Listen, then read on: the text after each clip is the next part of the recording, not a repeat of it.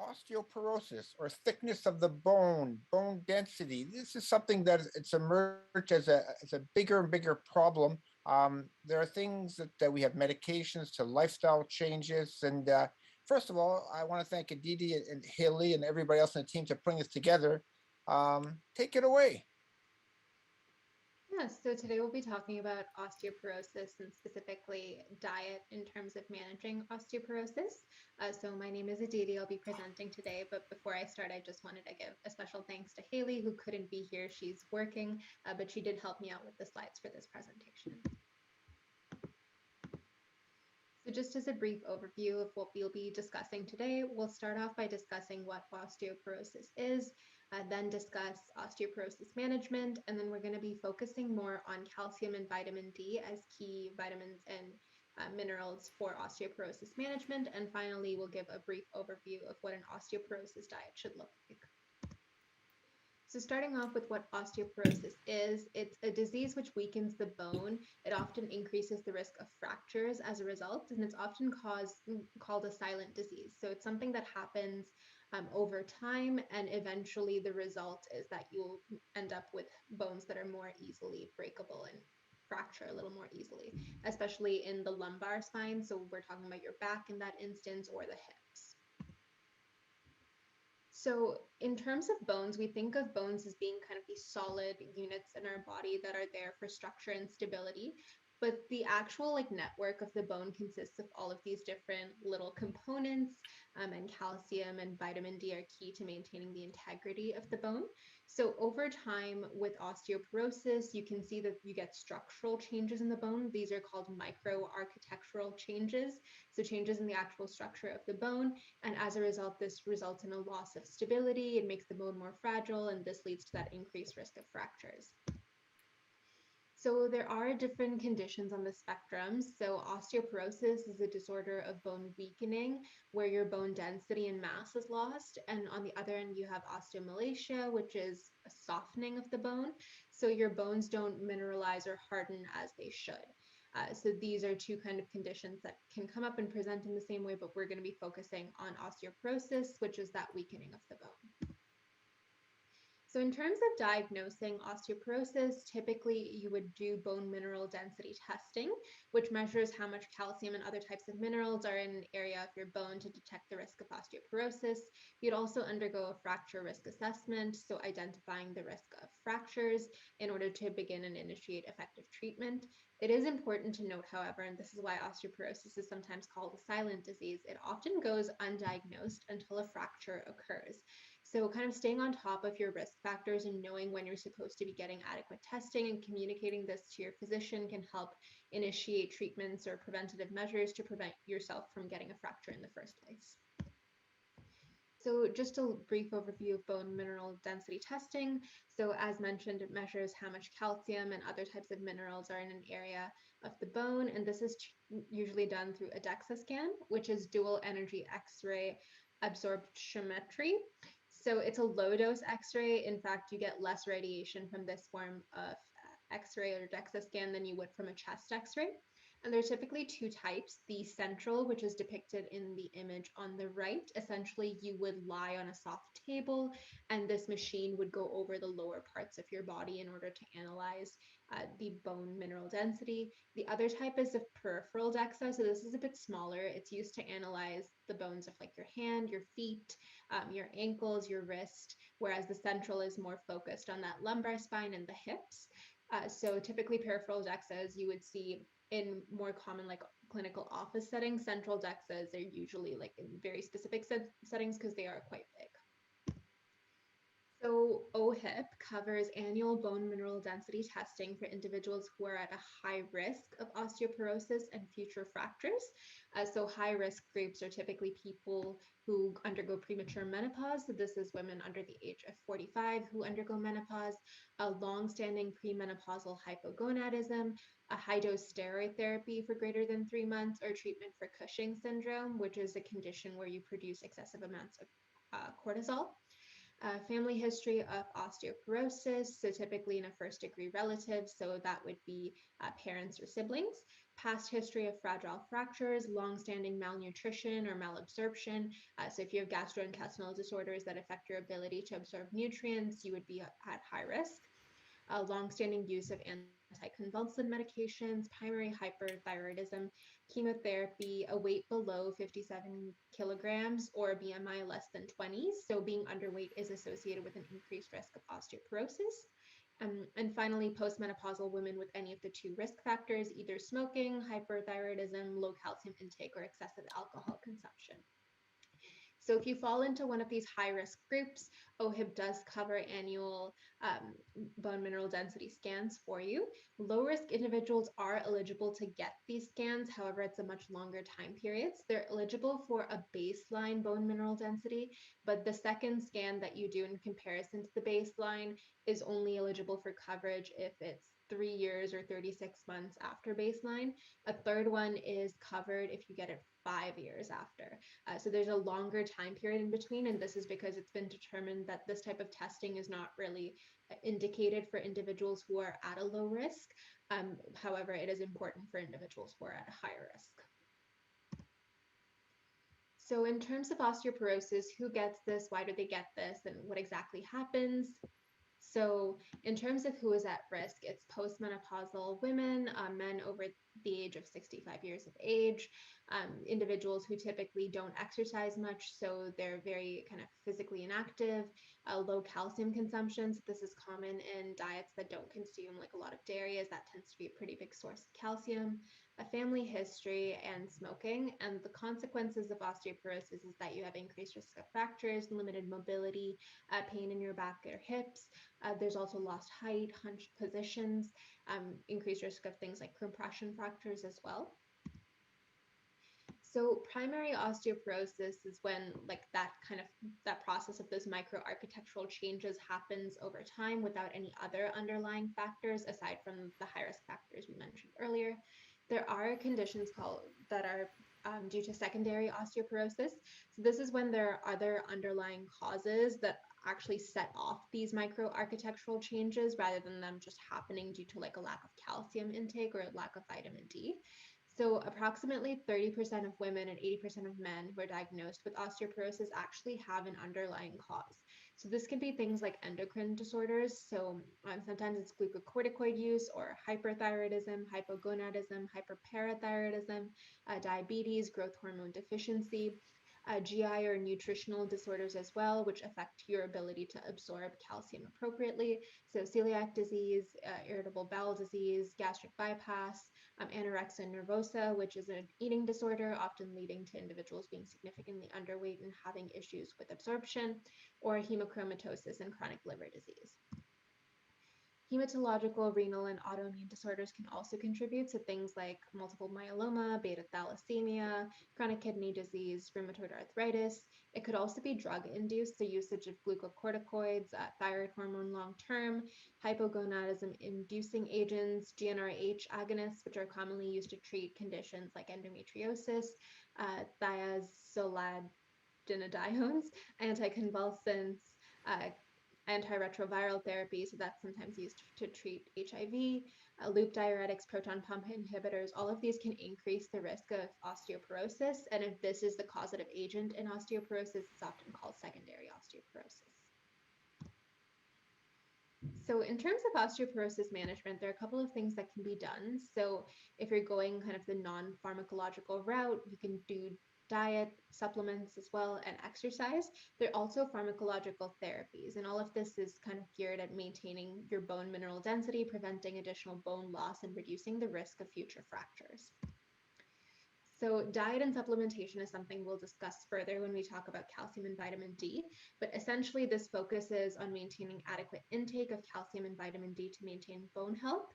And if dietary consumption of calcium or absorption of vitamin D is not sufficient, this is typically when supplementation may be required.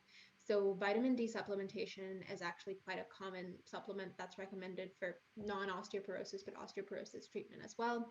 And additionally, within diet, you'd want to see a reduction of alcohol and caffeine consumption, and we'll go into some of the evidence behind this a little bit later. So there's a lot of evidence for the use of exercise in both preventing the development of osteoporosis, but also helping manage osteoporosis. So studies find that a combination of weight-bearing aerobic exercises, flexibility and balance exercises, strength and resistance training is often recommended. So weight-bearing aerobic exercises are things that you typically do on your feet with your bones supporting your weight, hence weight-bearing. So examples are walking, dancing, using the elliptical machine, which is pictured on the right, gardening, climbing stairs. They're shown that to actually limit progressive loss, though these exercises alone don't actually improve bone mass. However, when you combine them with other forms of exercise like strength and resistance training, this is where you could help maintain bone mineral density. Strength and resistance training can be done using free weights, body weight, resistance bands, and it focuses very much on strengthening major muscle groups to help provide that increased support. So an example of that would be like weighted squats or body weight squats. Flexibility exercises are important for maintaining the integrity of movement through the joint. So it encourages the use of full range of motion, and balance and stability exercises are really important for fall prevention.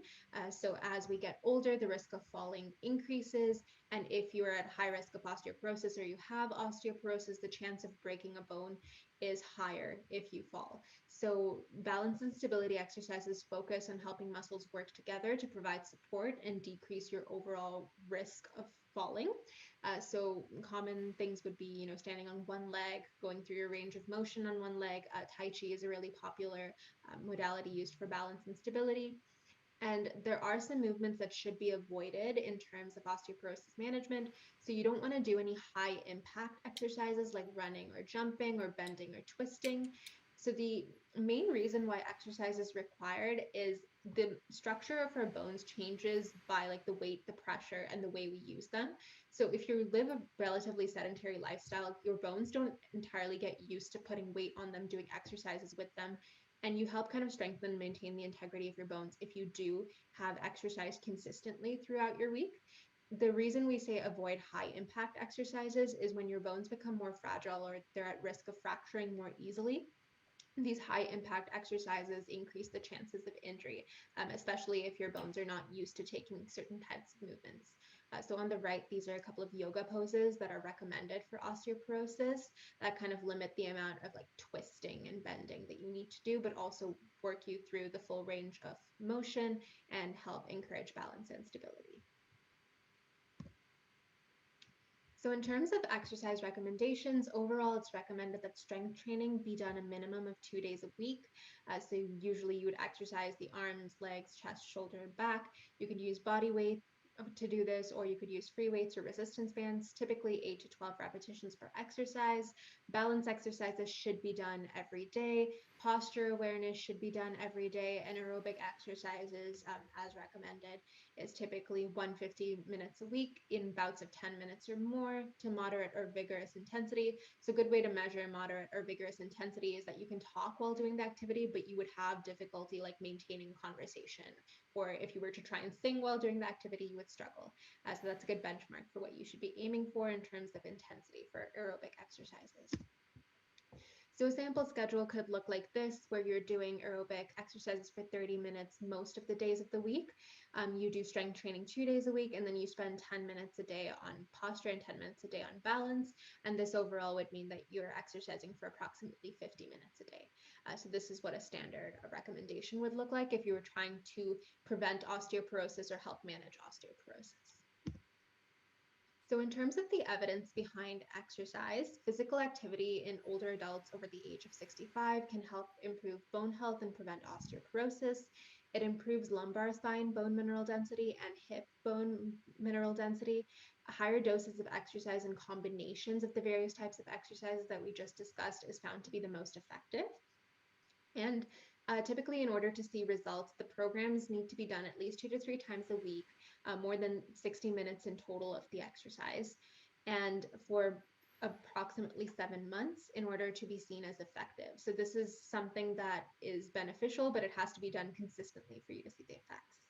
So resistance training combined with other exercises is effective, but when it's done alone, it's not effective. So that's just a reminder that if you're looking at looking to exercise as a way to manage osteoporosis or prevent osteoporosis, you're focusing on doing a combination of all of the different types of exercises. There's also pharmacological therapies that are often recommended for osteoporosis, especially in patients who develop it and are also very high risk for fractures. And the goal of this is to help kind of maintain the integrity of the bone, aid in bone mineral density, and also prevent fractures. So bisphosphonates are typically a first-line therapy. They inhibit osteoclastic activity. So basically, they inhibit the cells that are responsible for bone breakdown, and they typically will reduce vertebral and hip fractures. There are 4 options available in Canada that are listed on the side. There's also selective estrogen receptor modulators, which are used for women who have postmenopausal osteoporosis. They reduce vertebral fractures, but because they are a form of kind of hormonal modulation, they do increase the risk for thromboembolisms. So they're only recommended when someone can't tolerate the bisphosphonate therapy. And there is one option available in Canada, which is Avista.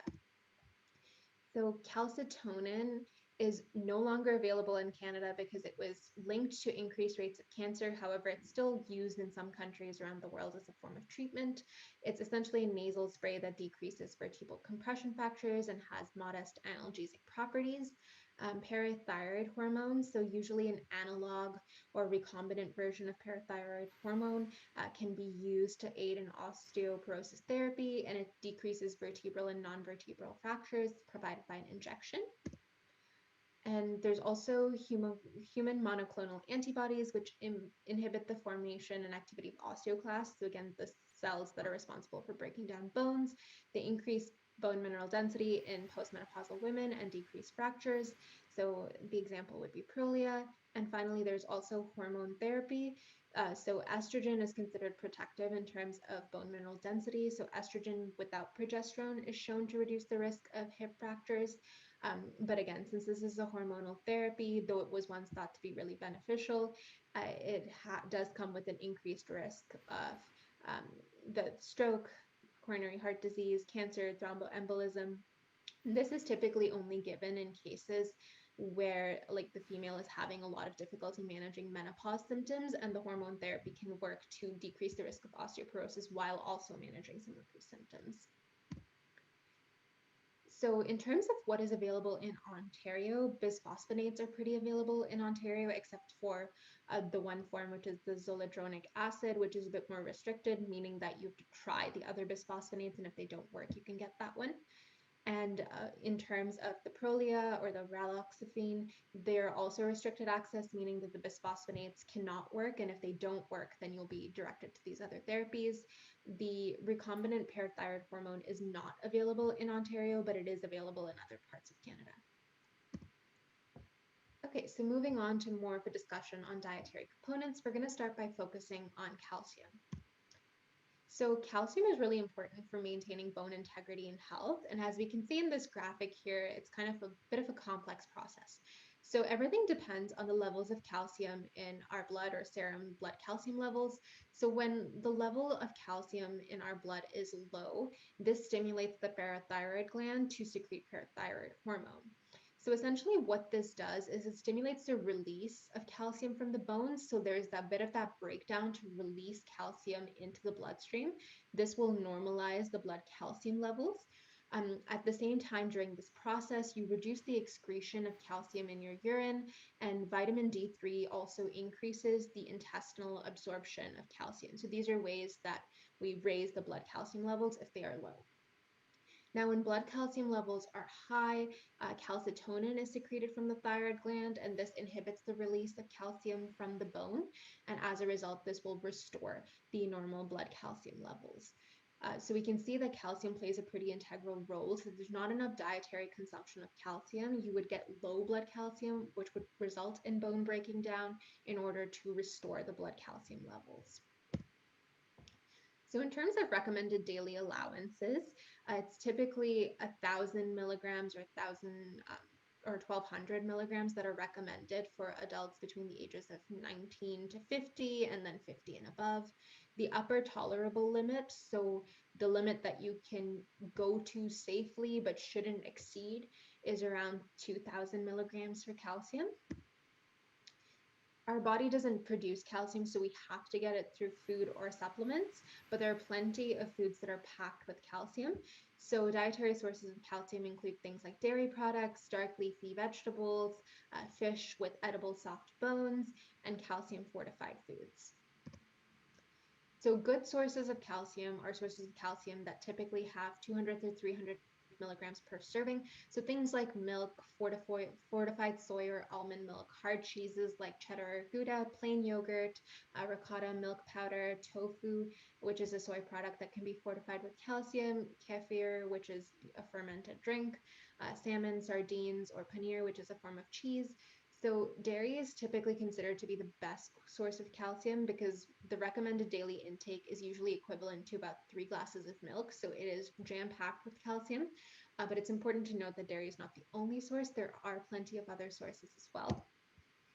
So this kind of brings up a question of whether or not dairy is good or bad for you. So there's been a lot of debate over the past few decades as to whether or not dairy consumption is something that should be recommended. And essentially, a lot of the evidence is still very mixed. So you will find a lot of articles that say dairy is good. You will find some that say dairy is bad. You'll find some that kind of meet in the middle and say there's no real effect. So the Physicians Committee for Responsible Medicine suggests that dairy consumption is a major source of saturated fat that contributes to heart disease, diabetes, Alzheimer's disease, and cancer risk. However, there's research that also suggests that this isn't true. So a 2021 systematic review suggested that daily intake of low or no fat dairy products may be associated with improved bone mineral density and fewer fractures. And a 2018 study that was presented at the European Society of Cardiology found no association between dairy consumption and cardiovascular disease.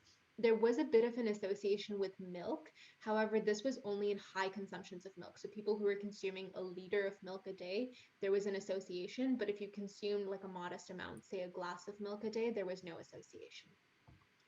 Additionally, some studies have found that fermented dairy products like yogurt can actually have protective cardiovascular effects.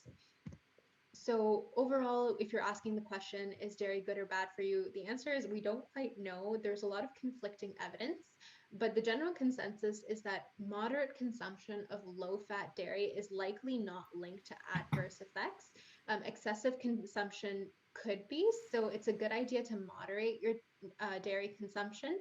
Perhaps don't rely on it solely as your source of calcium. You can incorporate other sources of calcium as well. But overall, dairy products are a good source of protein, calcium, and other vitamins and minerals. So a low to moderate consumption is likely not going to yield any adverse effects for you.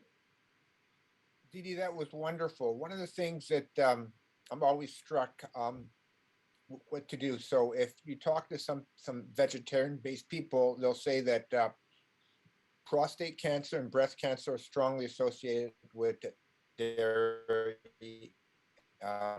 intake. And there is a line of evidence about this. There's a guy called Dr. Dean Oren who has shown that in patients who have prostate cancer or high prostate specific antigen, us males, it showed that you can actually turn on and turn off certain hormones that are good or bad for prostate cancer. And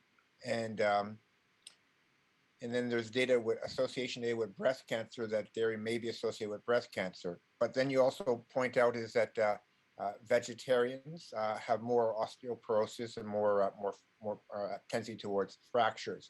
They'll have tendency to fractures for two reasons. One is because they don't have as much calcium in their diet, and also they're thinner.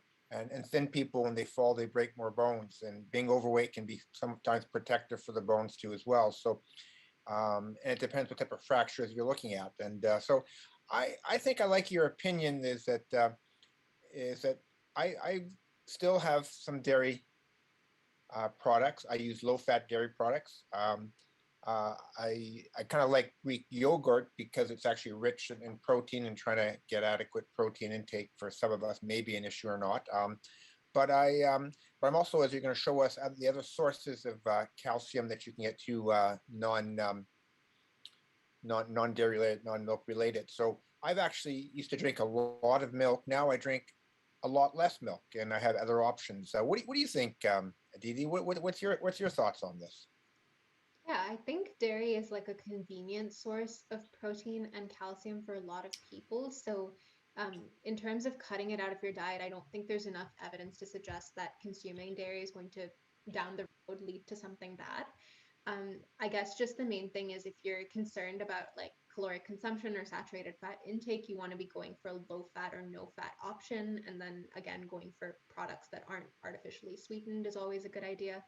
But I think just kind of basic milk or yogurt at its core, a moderate to low consumption of that on a daily or weekly basis is probably not going to do much. So if you enjoy having regular milk with your cereal or putting milk in your coffee or eating some Greek yogurt with berries, and that's a convenient way for you to get your calcium and your protein intake in. There's not much evidence to suggest that down the road that's going to lead to something adverse.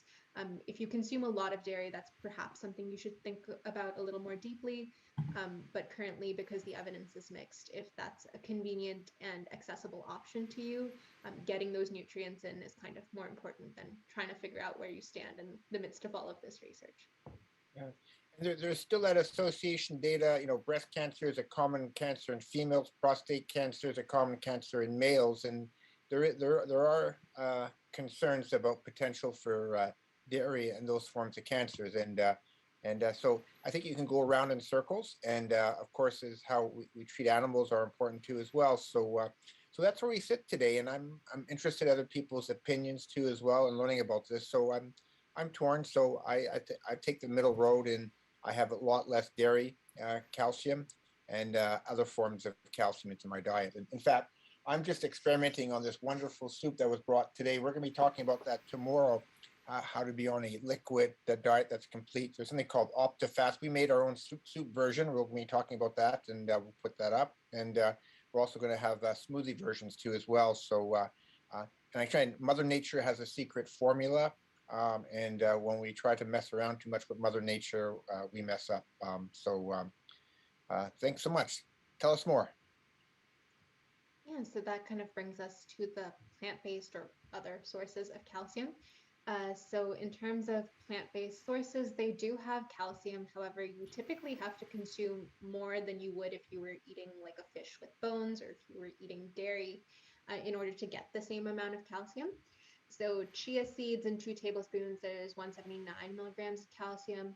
In terms of milks, soy milk or other plant milks are usually fortified with calcium, so they're pretty much equivalent to 1 cup of cow's milk.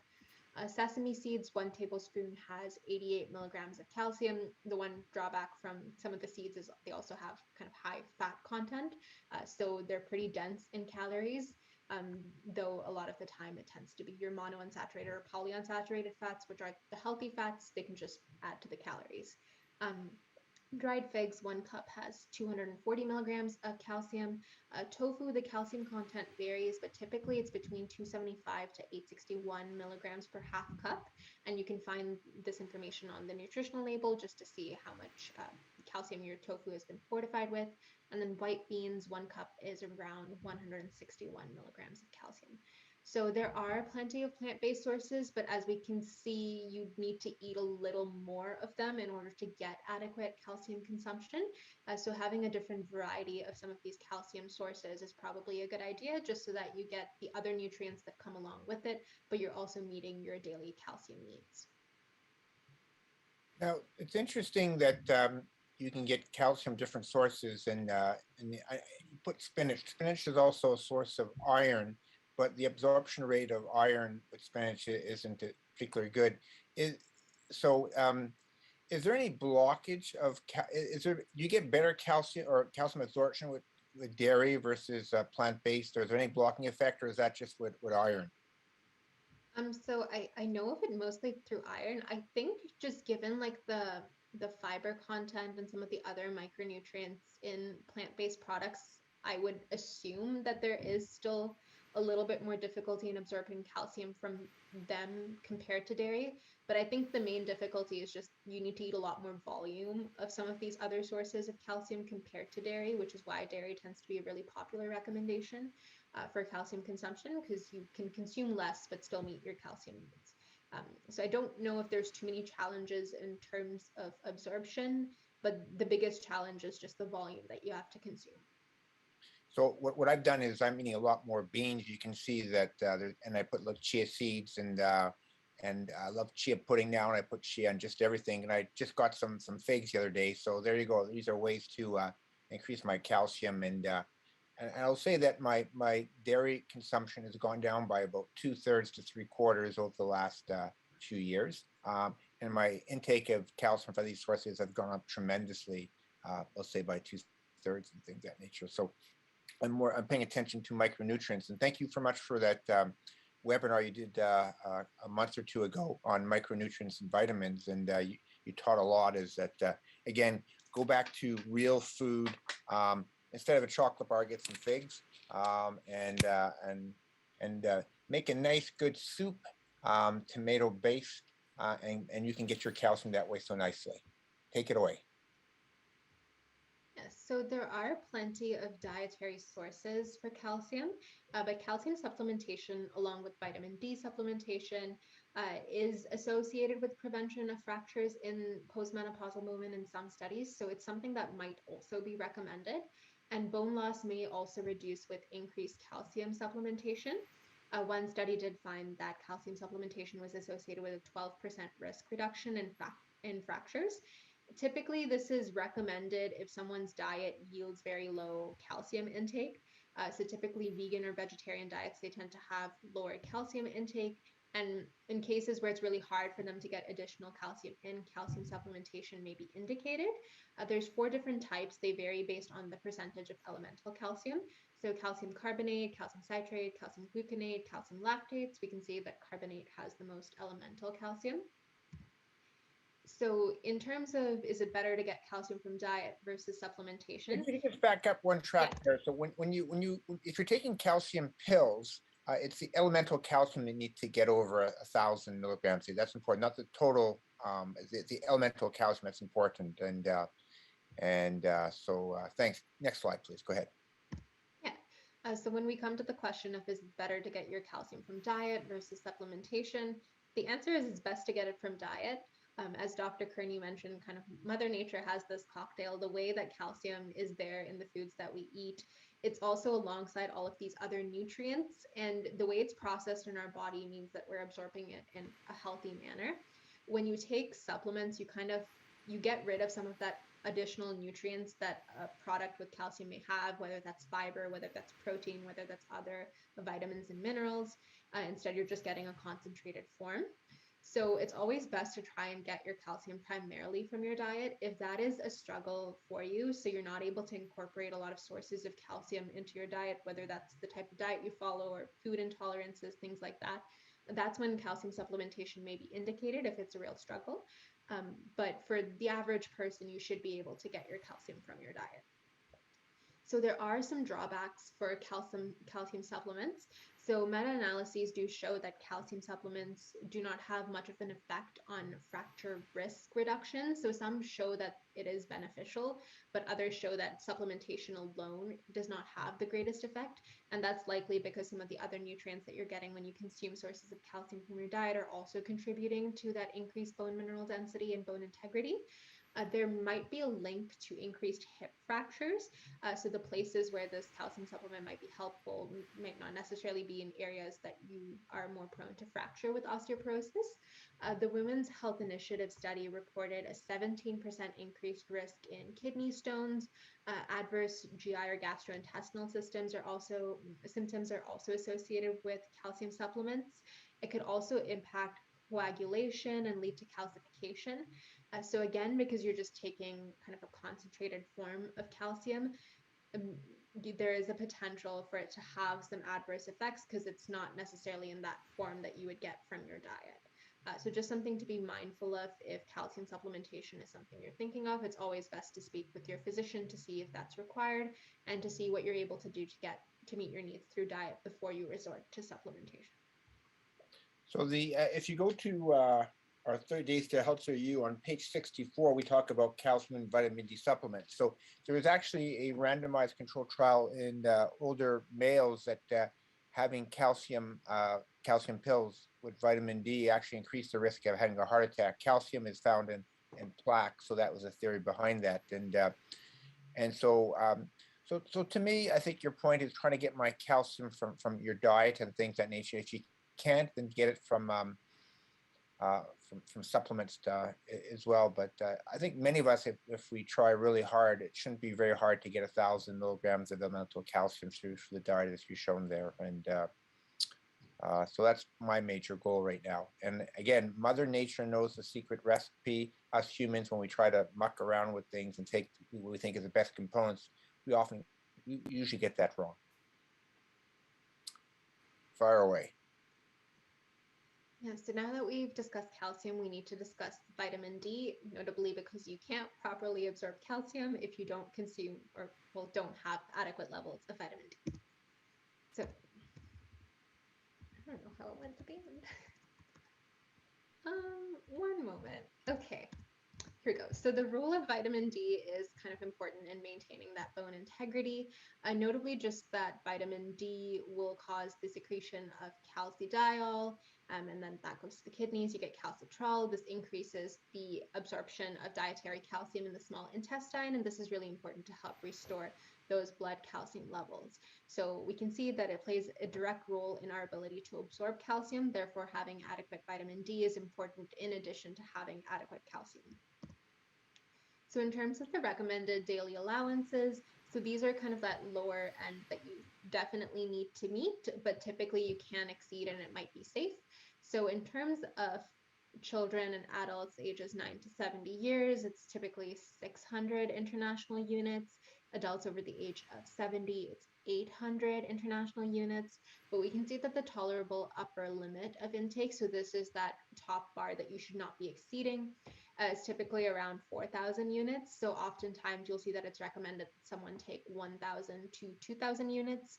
And though this is above the recommended dietary allowance per day, it is deemed to be safe. If you're exceeding 2,000 units, perhaps not entirely safe, but the tolerable upper intake limit is 4,000. So you definitely don't want to exceed that. And you very rarely need to go above 1,000 or 2,000 in order to meet your needs. So one of the best sources we have of vitamin D is the sun.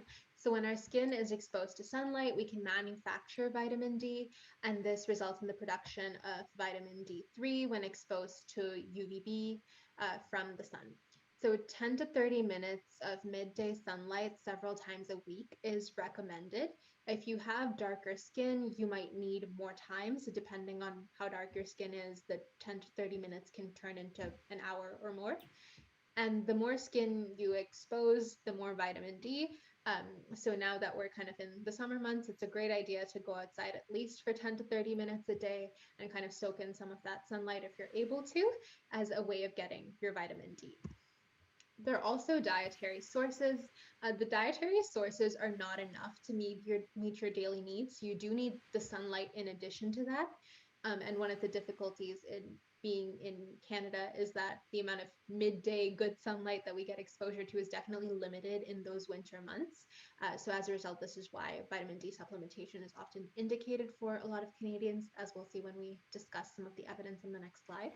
There are some dietary sources of vitamin D. You can't really get enough from this, but it's a good idea to incorporate these into your diet as well to help supplement what you're getting from the supplements, but also from the sun. So these include things like oily fish, red meat, liver, egg yolks, or fortified foods. So a lot of breakfast cereals and granolas, milk products, and orange juice are fortified with vitamin D. So you can just kind of take a look at the package. So for instance, here I have a Special K cereal and it's listed at the top. It's a source of fiber and vitamin D. So if you check the nutritional label, you can see if things are fortified with vitamin D. And it's a good choice to kind of get some of these fortified foods, especially if you're struggling with your vitamin D intake. So we don't consume enough vitamin D through diet for it to be sufficient. So you do have to top it up. And ideally, this would be done through the sun. However, if sunlight exposure is limited, then that's when supplementation might come into play. So typically, how close you are to the equator determines the amount of good sunlight that you can get exposed to. And Canada being significantly above the equator, we significantly limit the hours of great sunlight that we have in winter. And as a result, it's estimated that approximately 70 to 97% of Canadians have a vitamin D insufficiency. So this means they don't have like a clinical deficiency, but they're low in their levels. And many of these individuals are deficient, and as a result, vitamin D3 supplementation is often recommended. So, supplementation of 2,000 international units a day for those who aren't exposed to the sun can help stabilize levels. For people who get some moderate exposure, they probably don't need as many units. In terms of defining insufficiency versus deficiency, insufficiency is lower than 50 nanomoles per liter, and deficiency is lower than 30. You can get testing for your vitamin D levels. If you are high risk, this is covered by OHIP. If you're not, it's an out of pocket expense. The price does vary, but the consensus is that it's approximately $80 in Ontario if you want to pay out of pocket for this test. So, since vitamin D supplementation is often indicated for many individuals, regardless of their risk of osteoporosis or not, it's important to discuss whether taking too much vitamin D is a cause for concern, and it is. So, excess vitamin D can cause a buildup of calcium in the blood. High blood calcium levels are not good. They can set off a whole string of events. This can lead to bone problems and kidney problems. You cannot overdose with vitamin D that you get through the sun or through diet. However, supplements being a more concentrated form, you have the capacity to overdose, so making sure you're not exceeding the amount that you should be taking. You should never need to exceed 2,000 units unless specifically recommended to you by a healthcare practitioner or physician. And in terms of benefits, so there are benefits in terms of osteoporosis prevention by helping maintain bone integrity and stabilizing your blood calcium levels. In terms of other benefits, though, the vitamin D and omega-3 trials, the VITAL trial, found that daily vitamin D3 supplementation was not really effective in terms of primary cardiovascular event prevention or cancer events. So there's some benefit in terms of bone health, but the benefits of vitamin D don't extend much beyond that. So essentially, the takeaway is that vitamin D supplements may be indicated for most Canadians, but should be consumed responsibly. You don't need to exceed 2,000 units a day, and you can always speak to your physician about getting a baseline level. The best time to do that would be at the end of winter.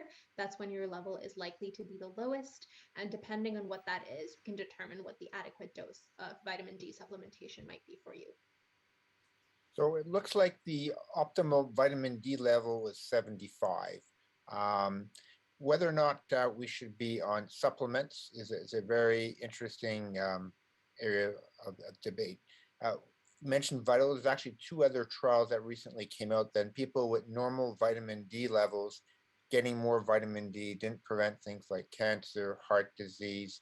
Um, and so vitamin D is involved in many uh, systems in the body and affects over 25 genes.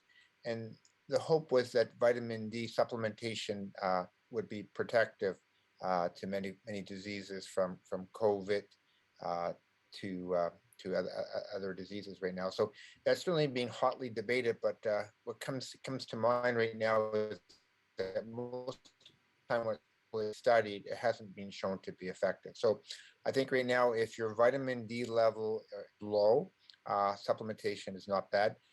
Mine is slightly low, and what I'm going to do is I'm spending more time this summer. I did it the right time of the year. I just did it in April, and I'm going to try to supplement myself with just sunlight and being outside more.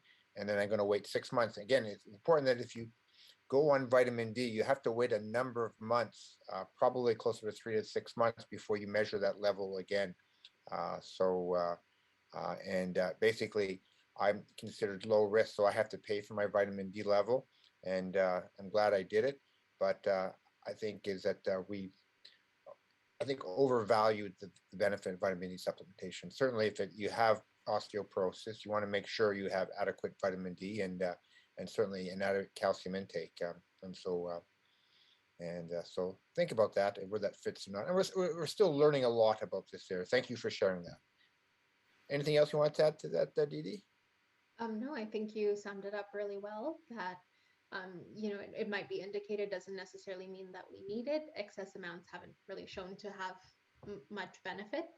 Um, and yeah, it's a good idea to, if you're able to access the testing, to get a baseline level and see what you can do. And you do need to wait a while to see if either supplementation or any other modifications you're making are actually working.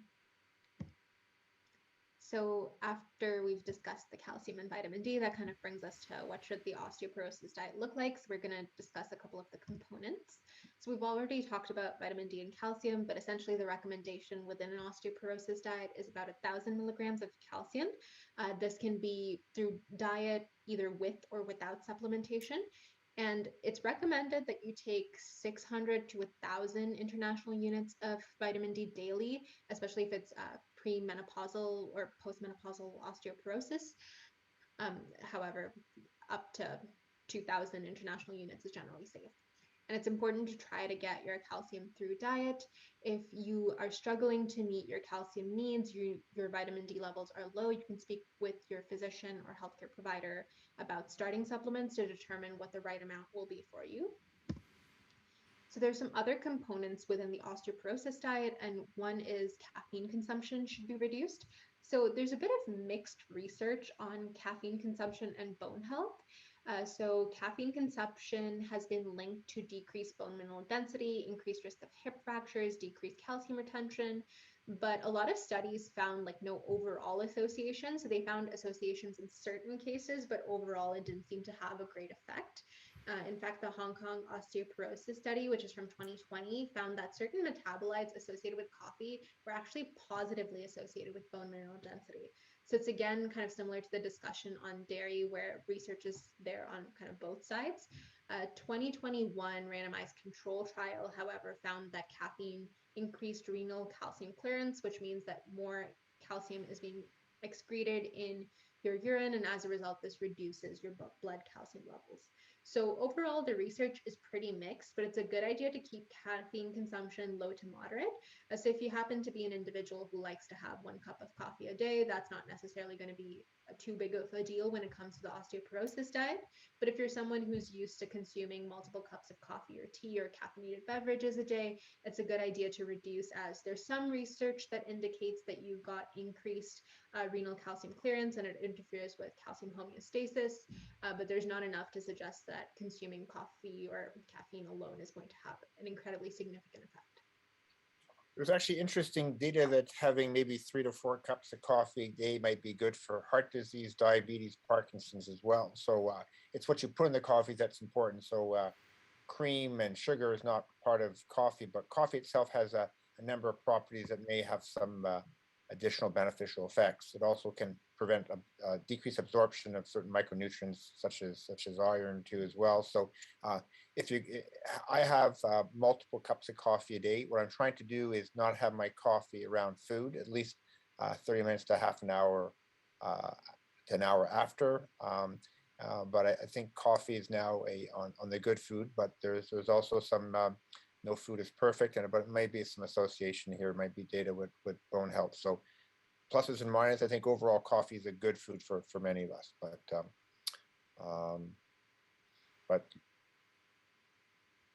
not. But I think 3 or 4 cups a day is reasonable for most people. Now, you find it makes you jittery, makes poor sleep. And actually, it just reminds me of a randomized trial. I looked at this about sleep, for instance. So there's a randomized data showing that if the days you drink coffee, you actually do extra steps, you're more active, and you actually sleep less. So there's pluses and minuses of all this. So that's actually randomized data. You bring up lots of thoughts about this. So you have to see if it fits you. I wouldn't drink coffee for your health, but if you enjoy coffee, it may help you concentrate. It might make you feel stronger. But if it makes you jittery and you have osteoporosis, maybe coffee is not the right food for you. So in addition to coffee, typically limiting alcohol consumption is also recommended. So light alcohol consumption is not associated with an increased risk of osteoporosis. So if you're someone who has like an occasional weekly drink or a drink on special occasions, not the biggest concern in terms of osteoporosis. Moderate or significant consumption of alcohol is associated with an increased risk of osteoporosis, notably because alcohol can upset the calcium vitamin D balance. It can trigger the breakdown of bone to help balance calcium levels. And excessive alcohol consumption can also interfere with hormones. So in individuals who have a history of alcohol abuse, it can affect kind of things at the stem cell level. It can affect their hormones, and as a result, there's an increased risk of osteoporosis. So essentially how this all kind of comes down is alcohol interferes with gut absorption, and as a result you have lower calcium absorption. It interferes with your stem cells and dysregulates hormones, and as a result you have reduced osteoblast activity. So osteoblasts are the cells that build up your bone. You have increased osteoclast activity, so those are the cells that break down your bone, and overall this results in an increased breakdown of bone and decreased formation of bone. So this is why alcohol consumption reduction is recommended for patients who are at high risk of osteoporosis or who have osteoporosis. A 2017 study in South Korean premenopausal women found that heavy drinkers had approximately a 1.7 times greater risk for osteoporosis compared to light drinkers. And in terms of what heavy versus light drinking means, heavy drinkers are defined as men who consume more than 4 drinks a day or 14 drinks a week, or women who consume more than 3 drinks a day or 7 drinks a week. It's important to note, though, we're saying that light alcohol consumption is not really associated with the risk of osteoporosis. Alcohol is a type 1 carcinogen. There's no safe amount that you can consume. So it's always a good idea to limit consumption in general. But if you're someone who is at high risk for osteoporosis, or you have osteoporosis and you enjoy your occasional special occasion drink, that's not necessarily something you have to give up. But limiting is always a good idea for your health in general, especially if you have a risk of osteoporosis. Yeah, alcohol is a complete reversal. When we first started practice, or I first started practice, we thought about health benefits. It was boosted HDL cholesterol, and it was good for the heart. We now clearly know is alcohol is, as you mentioned, a type 1 carcinogen. So cyanide, type 1 carcinogen. Tobacco is a type 1 carcinogen. Uh, Alcohol was always not safe during pregnant. It wasn't good for pregnant women. It wasn't good for pregnant babies. It's not good for North Americans from a health perspective. You enjoy alcohol because you enjoy drinking it, but it does have harmful effects. For those who have a problem with weight, it's rich in calories. 1 gram is 7 calories, rich in that area. It promotes multiple cancers, promotes atrial fibrillation, promotes Alzheimer's disease, and it is increase the risk of osteoporosis. So, and that's too bad because is alcohol is a very favorable beverage to myself. So basically I've reduced my alcohol consumption dramatically over time. But kind of interesting. People who have a drinking problem don't think they have a drinking problem till actually early on or late in the disease process. Once and so just think about this: is that yeah, this substance, while enjoyable for many of us, is harmful in multiple areas. Unfortunately, there's nothing good about alcohol except for the taste and may make you feel, but it's not a health food. It's a harmful food. Doesn't mean I do white sugar, white flour are harmful foods. None of us are perfect, and but think about where that fits into your life. Yeah, so now that we've talked about reducing caffeine consumption, if you consume a lot, probably a good idea to be on the low to moderate side. With alcohol consumption, moderate to high consumption is associated with an increased risk of osteoporosis, amongst other things that alcohol is associated with. So also important to consider other nutrients aside from the calcium and vitamin D as well. So protein is really important for maintaining bone health, and protein consumption should be between zero point 0.8 to 2 grams per kilogram of body weight. 0.8 is typically the recommendation if someone is a sedentary person. If you tend to be a fairly active person, going between 1 to 2 would be a better idea, just to help maintain your muscle health as well. So higher intake of magnesium is also associated with a higher bone mineral density. So typically 310 to 320 milligrams a day in women, 400 to 420 milligrams a day in men is recommended. Zinc is essential for normal bone homeostasis, ideally 8 milligrams a day for women, 11 milligrams a day for men. And vitamin K is associated with increased bone mineral density and reduced fracture rate as well. So 120 micrograms a day for men, 90 micrograms a day for women. These are, again, things you probably don't need to supplement. They can be absorbed through diet, but there are other nutrients that you should make sure that you are consuming when you're on an osteoporosis diet. A lot of these things would be involved in dietary sources of calcium. that you would consume, you would have a lot of these other aspects to it as well. So typically not something you have to think a ton about, but protein intake, especially if that's a struggle for you, that's something that you need to be mindful of if you have osteoporosis. So in terms of some plant-based zinc sources, nuts and seeds are a really great source. Different grains, so things like oats, whole wheat flour, legumes, foods rich in vitamin K. These are all your leafy green vegetables, your cruciferous vegetables. In terms of magnesium, again, nuts, seeds, certain types of fish, tofu, certain fruits and vegetables, certain grains like buckwheat, Swiss chard spinach. There's a good source of magnesium as well. So we've gone through a lot of information today, but I just wanted to direct everyone to some additional resources in case you're interested in learning more or would like to kind of learn about some other related topics. So the book that Dr. Curnew mentioned earlier, 30 Days to a Healthier You, pages 64 and 65 have a whole discussion on calcium and vitamin D, including some of the trials that we discussed today. So if you have a copy of that book or would like to purchase one, please let us know, and we recommend you check out these pages. Additionally, there is a meal plan or diet prescription within that book. So pages 157 to 163 have some good suggestions in terms of meals that include sources of calcium. So if you're trying to figure out where to start, you can potentially take inspiration from there. We've also done a lot of videos that might be beneficial in terms of building your knowledge on some of these topics. So the vitamins and mineral webinar from a couple months ago. There is one that's titled All About Food, which goes into a little bit of detail about micronutrients. And then we mentioned earlier in the presentation that exercise is really beneficial for osteoporosis prevention as well. So I've just suggested a couple of exercise videos that you could check out. So there's this stretching tutorials, chair exercises, fun ways to exercise, body weight exercises, and I've put a couple of pictures of some of our webinars up here as well.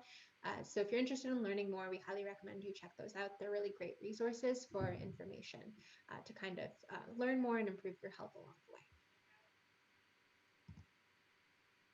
So that's kind of bringing us towards the end. So I'm just going to go over some key takeaways.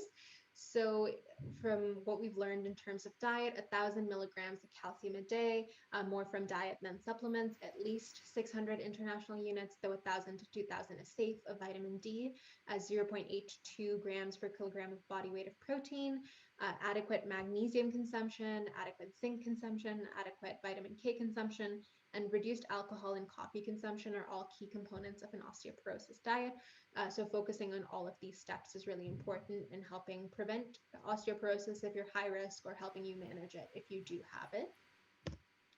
In terms of overall osteoporosis management, so making sure you hit all of those components of the diet, in addition to adherence to pharmacological therapies if it's indicated for you, and finally exercise with a combination of various exercises ranging from weight-bearing aerobic exercises to strength and resistance training, balance, stability, and flexibility training most days of the week. So just to end off, since we did talk a lot about diet, I have 3 kind of recipe suggestions for meals that are kind of packed with a little more calcium and have the potential for some dietary sources of vitamin D as well. So something that's super easy to do for breakfast or a snack is a fruit and granola yogurt parfait. So you can pick a yogurt of choice. Something like Greek yogurt will tend to have more protein. So if you're looking to up your protein consumption, that's a good option for you. Typically opting for plain yogurt, so no sweeteners, low fat for lower calories and lower sugar. So this would be a really great source of calcium, and some dairy products are also fortified with vitamin D. You could also top that off with a calcium and vitamin D fortified granola or cereal, and add chopped fruits of choice, and then nuts and seeds can add some additional micronutrients as well. So this is a good suggestion for a breakfast or a snack if you're looking to increase your calcium and dietary vitamin D intake. You could also try overnight oats. So typically this would be like a 1/4 cup of yogurt, a 1/4 cup of milk, a tablespoon of sweetener of choice, and then some oats. So you can mix this up the night before, and it's again a really great breakfast or a snack, and again packed with some calcium. And depending on the types of like grains that you use or the dairy products that you use, it could also be fortified with vitamin D. And then for more of like a lunch dinner meal, you can have like a side salad. Greek style salad is pretty good because it incorporates a lot of different fruits and vegetables, but you get kind of your chickpeas and your grains as a source of fiber and protein. And you can add calcium to it with, your choice of greens that you choose. So if you're choosing something like kale or spinach, that adds some calcium to it. Typically, it has feta cheese. If you are vegan, you can actually substitute it with tofu, just with the same dressing, and that is also a source of calcium. So these are just some suggestions and simple meals that you can incorporate into your diet to help boost your calcium intake. These are just references, and thank you so much for listening.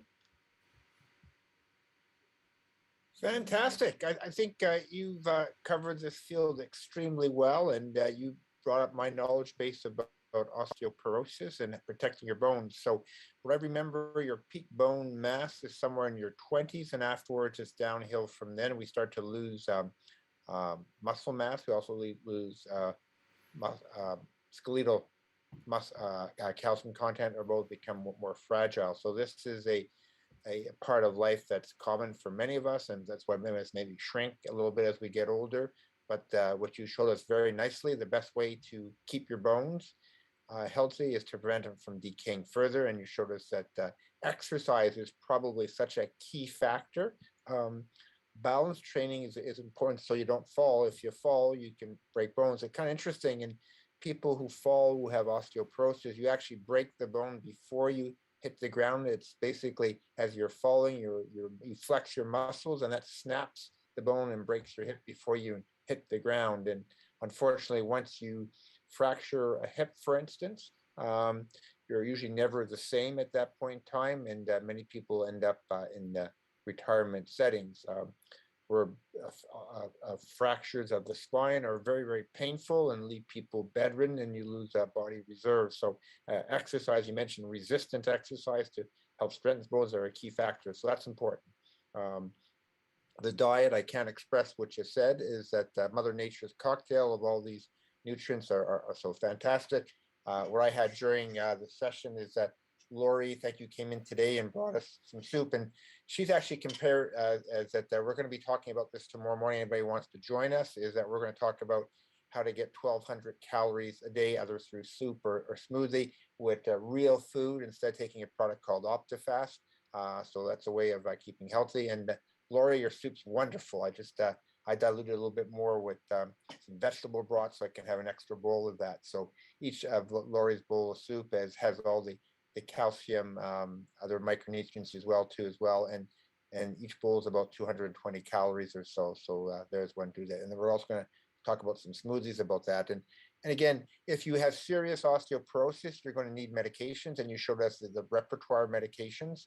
Now, what's interesting is that the quality of the bone, sometimes with osteoporosis medication, the bone density gets better, but it also it can something called avascular necrosis of the femoral head. It can actually affect bones not in the way you like it to. Again, so Mother Nature's recipe with exercise and real food is the way to preserve your muscle mass. And if you do have the risk factors we talked about, that's important. I think getting vitamin D level in the springtime before end of wintertime is not unreasonable for many of us, and depending on what your diet consists of. The area of those controversial areas, there's good and bad about that, and I think maybe we've overestimated the harmful effects, but I'm still open to suggestions about that. And but coffee is one of those foods that I really enjoy, but I have to watch that I don't drink coffee while I'm eating to prevent microabsorption. And I'm going to limit myself to 3 or 4 cups of coffee a day. So if I have more than that, just take it away from me. And let's do that there. And a lot more there. And it's too bad. I enjoy a drink, and I still will have a drink from time to time, but I'm drinking a lot less for all sorts of reasons. But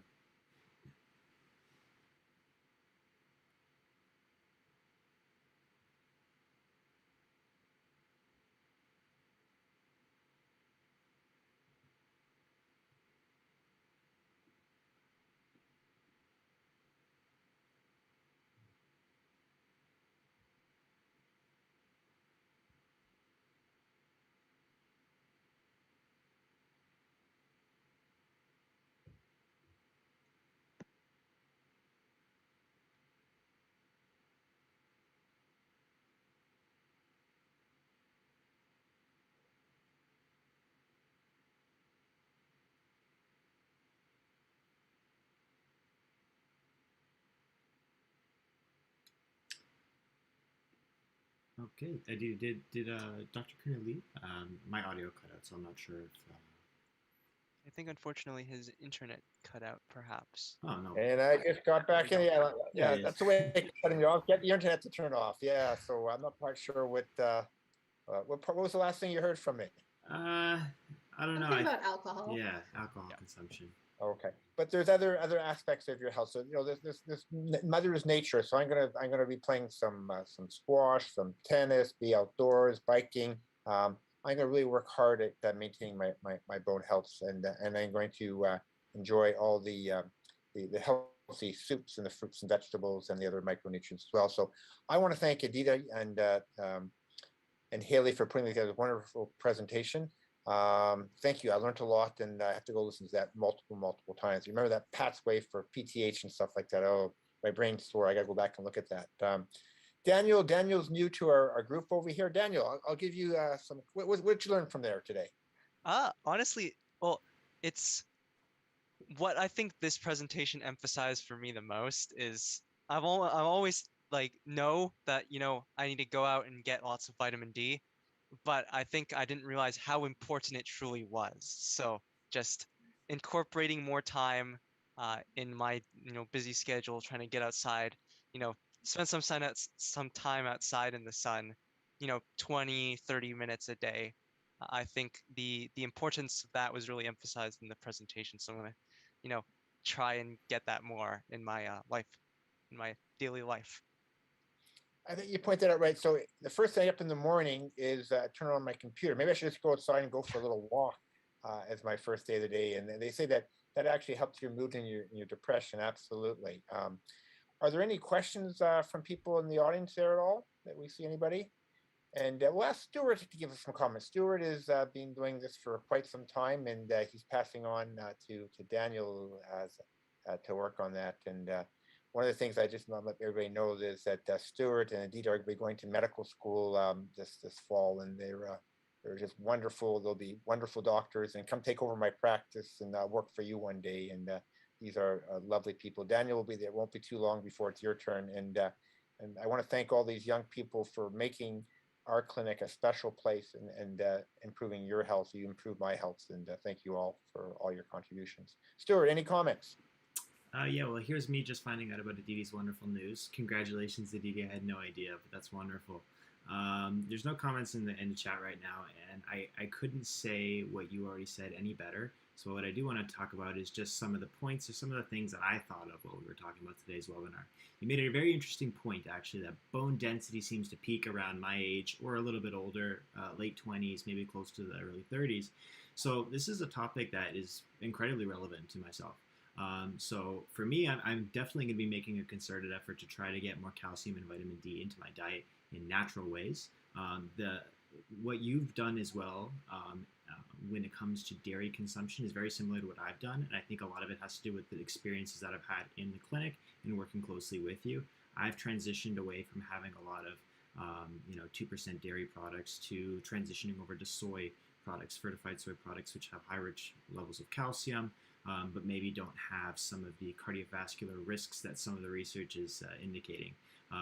Dairy is a very interesting topic, as you mentioned. There is some conflicting research. So for me, trying to get calcium and vitamin D from plants and from fortified dairy products or from alternatives is something that I've naturally gravitated to over the past few months. I've also sort of become a lot more suspicious of packaged food, which kind of masks itself as healthy. Whether it's like granola bars, which come in packages, or prepackaged oatmeals. These are all things which I previously thought were healthy options, but when you look at the nutritional labels, they indicate high levels of sugar, high levels of just incredibly dense, rich foods, which have high levels of calories, fats, saturated or unsaturated, and so I've tried to naturally gravitate away from those. And what you mentioned about coffee is really interesting to me as well. I'm a huge coffee monger, just like yourself, Dr. Curnew. I will consume 2 to 3, sometimes 4 on a daily basis. So it's disconcerting to hear that maybe some research is suggesting that it can impair bone density. But I do take some comfort or solace in the fact that you say it does have potentially some cardiovascular benefits as well. I'm just going to continue to be mindful of it. And for the time being, ignorance is bliss until research confirms otherwise, that I should be mindful of it when it comes to my bone health. You did actually mention one very interesting thing, and I did want to ask you about it. You mentioned that you consume coffee at least 30 minutes after you finish your meals. I remember in a webinar months ago, we talked a little bit about this in the research as to why that is. But for anyone in the audience or even myself who may have forgotten, could you please let us know why you wait 30 minutes after meals before consuming coffee? Yeah, I'll get Dee to comment too as well, but basically coffee has substances that prevent micronutrients absorptions of certain foods, multiple foods. And so I don't always do a good job. I'm always having coffee with a sandwich or something. So I should get away from having the coffee then. So one of the things that's clear that if you have a sleeping problem, coffee will make that worse. And maybe not having any caffeinated or drinks after midday may not be a bad idea. But what I need to try to do is drink my coffee a half an hour or so after a meal, so it has better absorption of other micronutrients. It's a theoretical concept, and it may be actually true as well. So that's something that may be important. Didi, what's your thoughts?